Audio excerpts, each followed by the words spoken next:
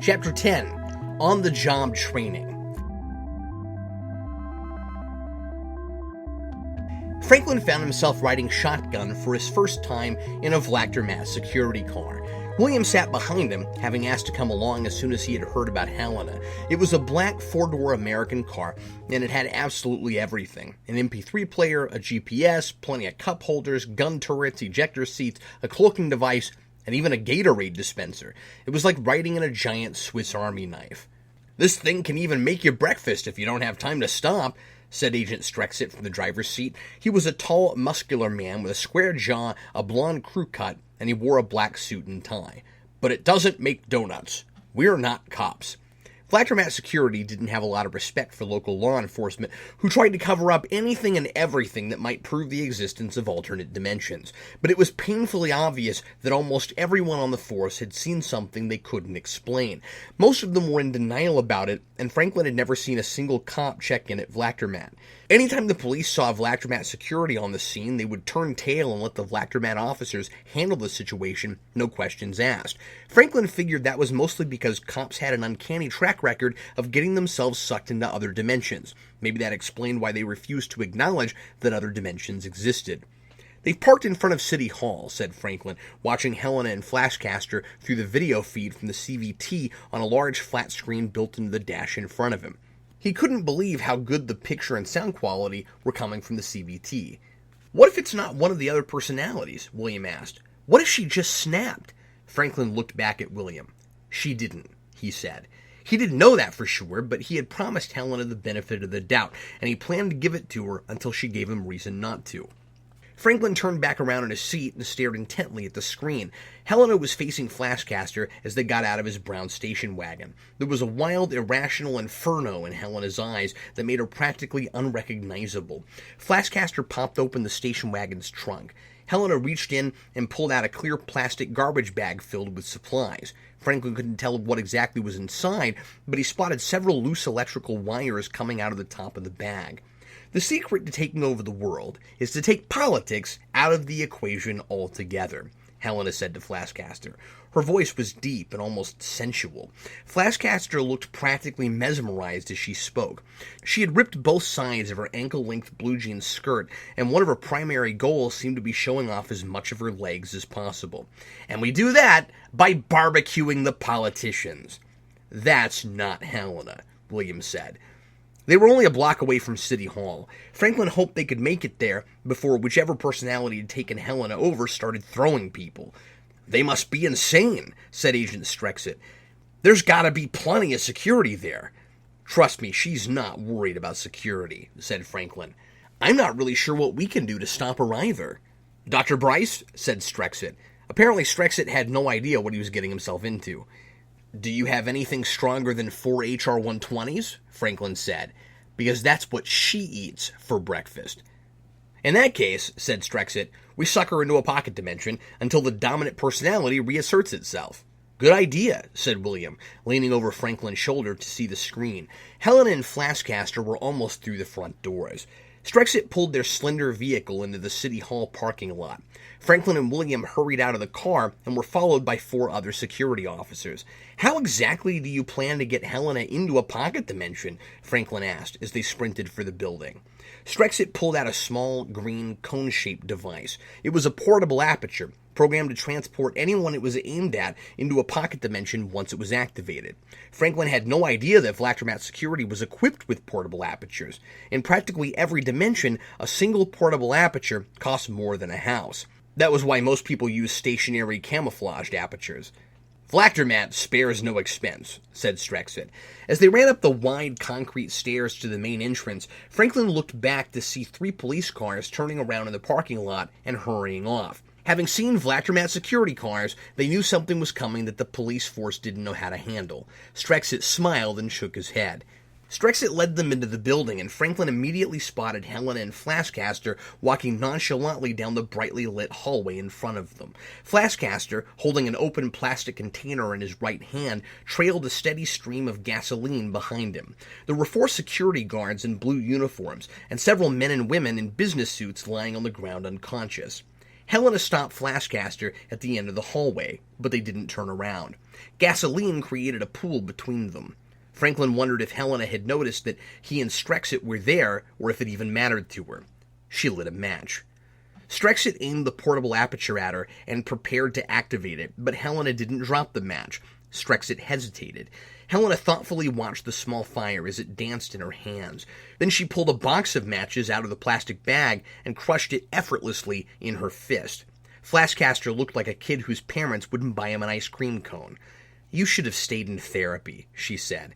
She looked straight up into the sunlight pouring down from the skylight above her. "You'll want to move now."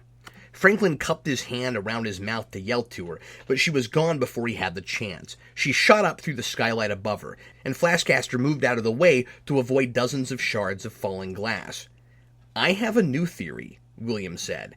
"I think she's Superman." Flaskcaster reached into a back pocket made of duct tape and pulled out another match, but Strexit was already feet away, pointing the portable aperture at him. Flaskcaster was smiling ear to ear as he gave Strexit the match. "This isn't exactly what I was hoping for, but it's the next best thing," he said to no one at all. He was handcuffed and shoved in the back seat of the security vehicle between 2 guards. William and Franklin squeezed uncomfortably into the front seat, but neither of them minded much. Franklin was just relieved that Helena had gained control before one of the other personalities had the chance to kill anyone. "You should have listened to me," Franklin said to Flaskcaster as they rode back to Vlachtermat. "You know you're going to spend some time in jail." "I know," said Flaskcaster. A goofy smile was still plastered across his face. "But I did it." "Did what?" "I thought what you wanted was to rule the world. That's my ultimate goal. First, I need to prove I'm a real supervillain. I was arrested for a major crime while wearing my costume. Now I'm well on my way." Franklin couldn't believe Flaskcaster had really been willing to hurt anyone, and now that he had proven how serious he was, there was no point in arguing with him. All Flaskcaster needed was the wrong kind of encouragement. "I'm happy for you," he said. "Really." Franklin and William went back to Croxon Club that evening. They both needed a stiff drink. This time, neither of them felt like going home during karaoke hour, although stabbing the Quacksaur twins might have seriously improved Franklin's mood. He knew that whatever the Vaclock beast drank would be extremely strong, so he asked for that. What he ended up with was the same thick, black, bubbling crud that Ava Krill had been drinking that morning. Such was the luck of having 2 first names. "Not having a Threpnoidian dragonfly tonight?" William asked. "I'm kind of boycotting Threpnoidian products at the moment." "Oh, why?" Franklin didn't feel the need to dignify that with a response. "Come on, Grothman was one rogue Threpnoidian. That doesn't say anything about the whole race." "Ever wonder why we all love their products so much?" Franklin asked. "Not really. I just thought they tasted good. Or maybe they're using their persuasion powers to make us think they taste good." "I never thought about that. Or maybe you're just extremely paranoid. You know, you really should see a shrink." "Maybe I'll do that." "How's Helena?" "I don't know yet. I have an appointment with her tomorrow." "I'm sorry you had to do what you did." After Helena had cleared her head for a few hours, she had come back to Vlachtermat. Franklin had secretly put her in a holding dimension, which looked just like a plain white brick room, except a person could only access the aperture from the other side. After telling Helena he trusted her, Franklin felt terrible for having her locked up. She said she understood, but that almost made it worse. He tried to take a sip, but his drink seemed to be simultaneously trying to take a drink out of him, so he set it down and looked at William's mustard drink gloomily. Maybe he would finally have to resort to whatever that was. "It's just until we find a more permanent solution," said Franklin. "None of this is Helena's fault. Tell that to Ava Krill. She's already told Dr. Kaslam she'll put in a resignation if he doesn't get Helena transferred." "I didn't know that," Franklin said. "Aren't we supposed to be helping people? People just like Helena? Isn't that our job?" "Yeah," said William. "But Krill saw her past, or lack thereof. She sees Helena as a drone, no more a person than an HR-120. Krill doesn't want her transferred to another facility. She wants Helena transferred to a holding dimension permanently." Well, good thing it isn't up to her then, said Franklin. What do you think? Honestly, Helena scares me a little. She can't help it when one of the others takes over. When she's in charge, her intentions are good. She obviously cares about what happens to you. And sometimes I'm really glad to have her around. But I can't help wondering, for every Grothman she stops, how many Flashcasters is she going to help? I know, said Franklin, but she saved my life twice. And so you feel like you owe her. I understand. She saved me too. And I know Creel's totally nuts, but she might be onto something. Everything about this girl makes her look like some kind of weapon. What if, at the end of the day, no matter how hard she tries, that's all she knows how to be? Franklin wanted to treat Helena like just another patient. She had come to him, and it was his responsibility to be there for her. But she was a force he couldn't possibly understand. Everyone she came near was in potential danger. On the other hand, when she was at the right place with the right mind, she was a hero.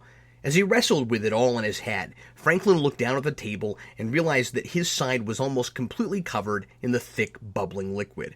It looks like it's growing, Franklin said. You know you're supposed to drink it before it does that, said William. No, I didn't know that. It doesn't stop growing until you drink it. You might want to go find a vac lock somewhere before we all drown. Helena entered Franklin's office, sat down across from him, and waited for him to begin, as she always did at the beginning of their sessions. There was no rage in her eyes. She held her usual composure as if nothing had happened. Had he been asleep for the last 24 hours, he never would have guessed her body had tried to go on a psychotic killing spree. We have a problem, said Franklin. I know, Helena said. Her name is Sandra. Franklin slowly nodded. This wasn't your fault. I shouldn't have left you alone with Krill. If you hadn't, you might have been the one Sandra went after, Helena said. I've become a liability. I'm willing to leave. You'd be a liability wherever you went. What we need to do is find out why that is. You don't have amnesia. What? Dr. Krill found out the reason you don't remember anything before 6 months ago is because you didn't exist before that. Helena stood up and slowly moved toward the window. She lost some of her composure. The Unexplained Phenomena Division has seen me 5 times, she said. Dr. Drake has run every test he knows of. I've been probed, prodded, and wrapped in layers of plastic wrap. All he could tell me is that I'm not a robot. Am I some kind of clone? I don't know. But I agree with Dr. Krill. The skull can't be wrong. Then why? Why what? She turned to face him, and for the first time, he could see real pain on her face. Why are you helping me? It's what I do, Helena. But I'm not even human. Probably not, but neither are a lot of people, and I don't hold it against them. But what if someone made me, built me, to do something terrible? That's exactly what Dr. Krill thinks, said Franklin. And he didn't mention it, but it was the same line of thinking William was on, and that bothered him. And what do you think? Franklin shrugged. It's possible. So are a number of other explanations. I might lose control again. I could hurt you. It's worth the risk, Franklin said. I know that you and Sandra are not the same person. I don't care what Krill thinks. I'm not giving up on you. Don't give up on me. She looked back out the window and didn't say anything for a long time. Franklin stood next to her and watched the traffic outside as it moved beneath them. The sun was almost blinding, and everyone seemed to be out, running errands, going to and from jobs, taking their children to the park, having lunch with friends. It was like looking through a portal to another dimension, but not being able to enter it. Dr. Bryce, Helena said finally, if Dr. Krill can put information in someone's head, do you think she could take something out? Helena, I want them out. I want to get rid of them. Permanently.